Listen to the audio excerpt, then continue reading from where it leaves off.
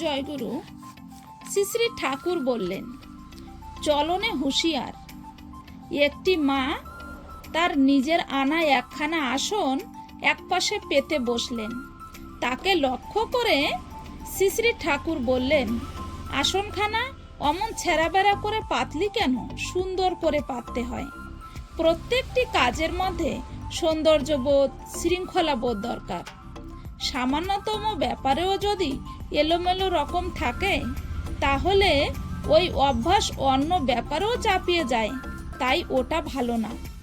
তোরা মা, তোদের দেখেই তো ছোয়াল পোয়াল শিখবে। তোদের খুব হুঁশিয়ার হওয়া লাগে। হাঁটা, চলা, বসা, শোয়া, কথাবার্তা, কাজকর্ম সব কিছুর মধ্যে লক্ষ্য রাখা লাগে।